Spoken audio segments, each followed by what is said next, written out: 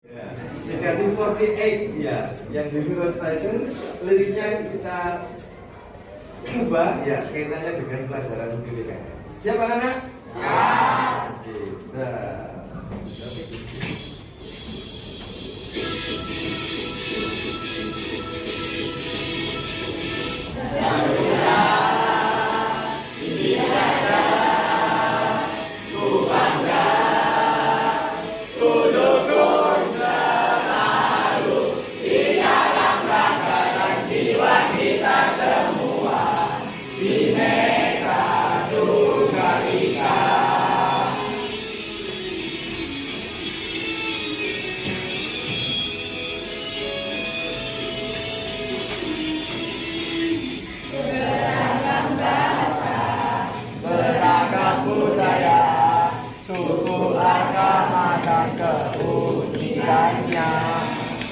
Selalu bersama, saling toleransi, membuat negara indah.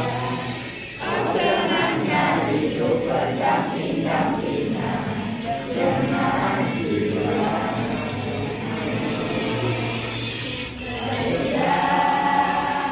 Tidak ada Pancasila ya, bahwa Pancasila itu adalah dasar negara kita. Di dalam Pancasila itu terdapat 5 nilai dasar. Apa saja anak? Ada yang bisa menjawab? Ayo, 5 nilai dasar dalam Pancasila kemarin. Nilai ketuhanan. Yang kedua, kemanusiaan. Yang ketiga, persatuan. Yang keempat, nilai kerakyatan, dan yang kelima adalah nilai keadilan. Oke, maka sekarang anak-anak kegiatan kita adalah coba mengamati apakah 5 nilai dasar itu sudah dilaksanakan oleh masyarakat Indonesia, khususnya oleh warga. Membahas tentang Pancasila ya, bahwa Pancasila itu adalah dasar negara kita. Di dalam Pancasila itu terdapat 5 nilai dasar. Apa saja anak? Ada yang bisa menjawab? Ayo, 5 nilai dasar dalam Pancasila kemarin. Nilai ketuhanan. Yang kedua, Kemanusiaan. Yang ketiga, persatuan.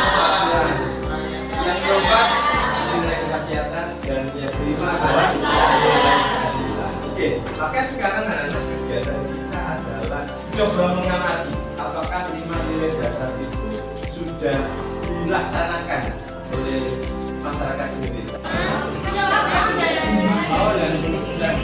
Gila!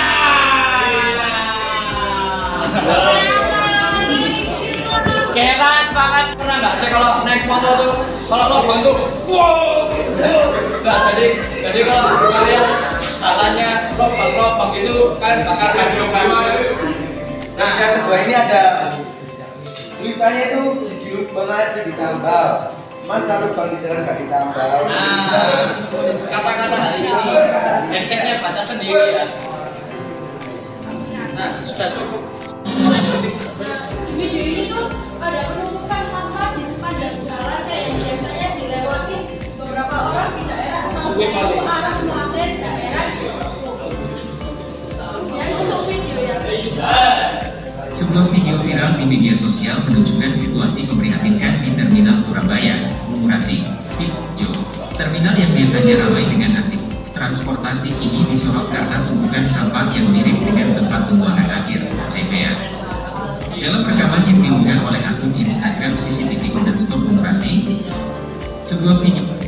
Nah, untuk video yang kedua ini ada penumpukan sampah di terminal. Ya, 37 mohon izin bertanya. Kira-kira apa akibatnya atau dampaknya jika kita tidak mengamalkan nilai-nilai Pancasila di semua sekolah? Terima kasih. Sudah menemukan eksekutifnya. Bapak. Terima kasih.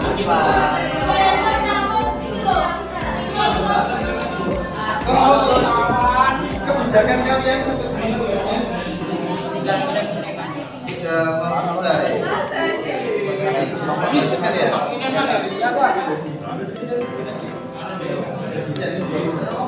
Kelompok yang kedua ya tentang alternatif kebijakan terbaik yang sudah ditawarkan pemerintah, dan kalian diskusi sampai di mana? Itu pengembangan kebijakan Pak.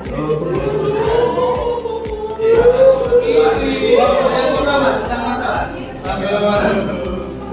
Sudah ketemu? Tinggal tempel aja ya. Baru sudah dapat semua ya. Oke, terima kasih. Jadi materi kita ini tambah Sidoarjo mari kita selesaikan secara. Coba dong, Chris. Kables. Iya, deh, kables. Ricky Mawar. Ricky Mawar.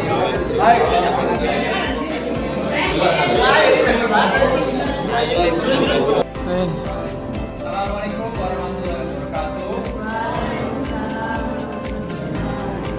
Kenalkan, nama saya Rizal Pratama di kelompok 1 yang membahas tentang menjelaskan masalah yang akan dibahas. Jadi di sini saya akan membahas tentang permasalahan sampah di Sidoarjo, di mana warga Sidoarjo ini masih kurang pengertian mengenai kebersihan lingkungan, dan juga para warga Sidoarjo ini masih juga kurang antusias terhadap kebersihan di sekitar. Oleh karena itu, pada madu ini terdapat 2 contoh dan juga 2 dampak dari para warga Sidoarjo yang sering membuang sampah sembarangan. Yang pertama ada di Pendopo Aura Sidoarjo, di mana di depan gerbangnya itu penuh sampah akibat para warga Sidoarjo ini itu tidak mau membuang sampah di tempatnya. Terus yang kedua ada di TPA di Cirebon yang mengalami overload karena sampah-sampah yang berlebihan. Alhasil petugas sampahnya itu tidak bisa melakukan pekerjaan yang baik karena sampah-sampah yang dihasilkan itu sangat banyak oleh para warga Sidoarjo. Jadi menurut saya problematik yang terjadi di Sidoarjo ini perlu dicegah dengan cara menertibkan para warganya dan memberikan pasal kepada warganya untuk tidak membuang sampah secara sembarangan. Saya kira cukup. Saya akhiri. Wassalamualaikum warahmatullahi wabarakatuh. Waalaikumsalam. Terus mikir dulu ya. Selanjutnya saya akan menjelaskan tentang alternatif kebijakan terbaik. Nah, di sini yang pertama adalah pemilahan sampah. Jadi sampah itu dibagi menjadi 2 jenis, yaitu sampah organik dan juga sampah non organik. Di mana sampah organik ini harus dipilah, disendirikan dan juga dipisah dari sampah non organik. Karena sampah organik ini contohnya itu seperti sisa makanan yang dapat nantinya dijadikan pupuk. Jadi sampah organik ini dapat dijadikan pupuk. Lalu untuk sampah organik contohnya seperti bahan pecah belah seperti itu harus disendirikan. Nah di sini alternatif terbaiknya adalah bank sampah. Jadi bank sampah ini memisahkan antara sampah organik dan juga memisahkan antara sampah non organik. Lalu pengembangan kebijakan. Sebelumnya salah satu penghambat kebijakan itu adalah pertama adalah kurangnya edukasi terhadap masyarakat. Yang kedua adalah kurangnya infrastruktur yang memadai. Dan yang ketiga adalah kita harus melakukan evaluasi yang berkala dan juga pemanfaatan teknologi. Jadi pengembangan kebijakan di sini adalah yang pertama harus ada edukasi kepada masyarakat. Lalu yang kedua adalah pembangunan infrastruktur yang merata untuk bank sampahnya sendiri atau untuk tempat pengolahan sampah. Lalu harus ada evaluasi secara berkala. Setiap program kerja, setiap program itu harus dibuat evaluasi secara berkala apakah ada kekurangan dari suatu program sehingga nantinya program itu dapat diperbaiki. Lalu memanfaatkan teknologi. Jadi karena sekarang sudah di era digital, jadi pemerintah dapat mengembangkan atau memanfaatkan teknologi untuk membantu kebijakan ini dapat berlangsung dengan baik. Oke, terima kasih. Tepuk tangan. Kelompok 3. 1 menit. Ya. Assalamualaikum warahmatullahi wabarakatuh. Waalaikumsalam warahmatullahi wabarakatuh. Di sini kami dari perwakilan kelompok 3, nama saya Brilian Andrea Clara dari absen 8.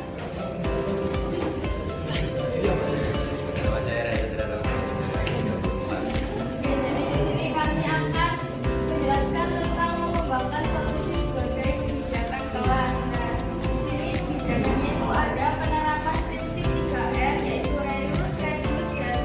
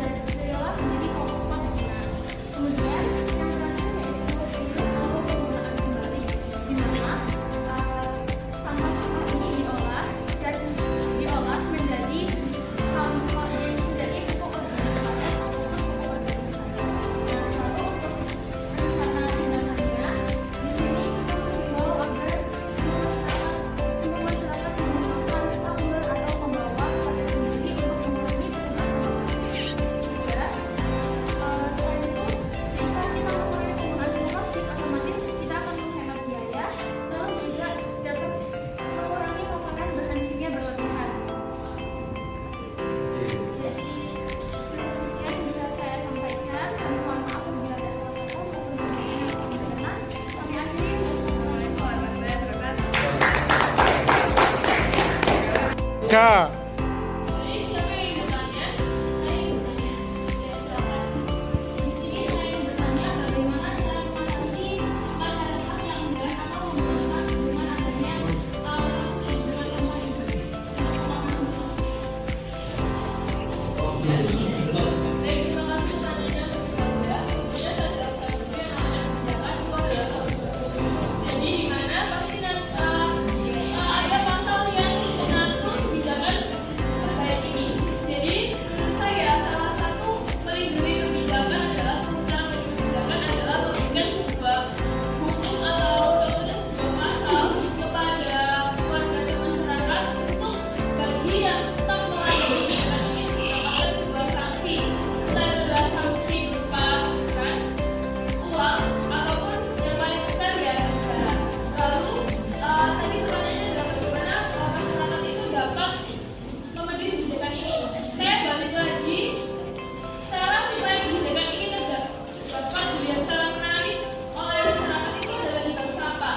Jadi di bank sampah ini buat pemerintah bisa dibuat bank sampah ini setiap masyarakat yang memberikan sampah per kilonya atau berkelipatan itu diberikan sebuah kartu yang dimana kartunya ini tuh menyimpan poin untuk masyarakat tersebut. Jadi masyarakat itu dapat memberikan sampahnya lalu mendapatkan sejumlah poin untuk digunakan sebagai uang. Salah satu sampah. Itu sudah dari kami. Apakah ada tambahan? Terima kasih.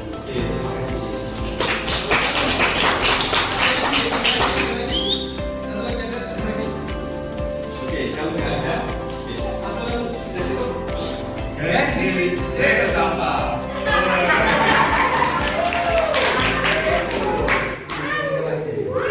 Dia batak video ya. Untuk kegiatan ini kan kita harus menjaga kebersihan lingkungan gitu. Iya, caranya dengan menjaga kebersihan tersebut. Iya. tempat sampah dan kita inisiatif pakai kantong nanti kita kumpulin besoknya lagi diangkut sama tukang sampah. Oh, diangkut sama tukang sampahnya Bu. Oh, Bu, terima kasih Bu. Ya, sudah ikut membantu kebersihan lingkungan kita. Ya, terima kasih. Ya.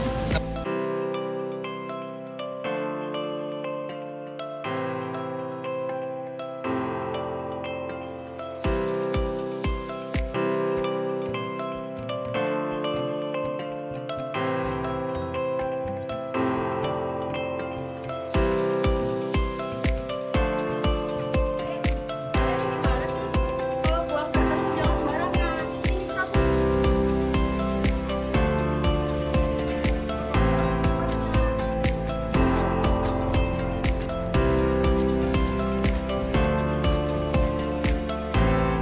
Setiap pekan, siswa mengikuti program Jumat Bersih, membersihkan area sekolah dan sekitarnya.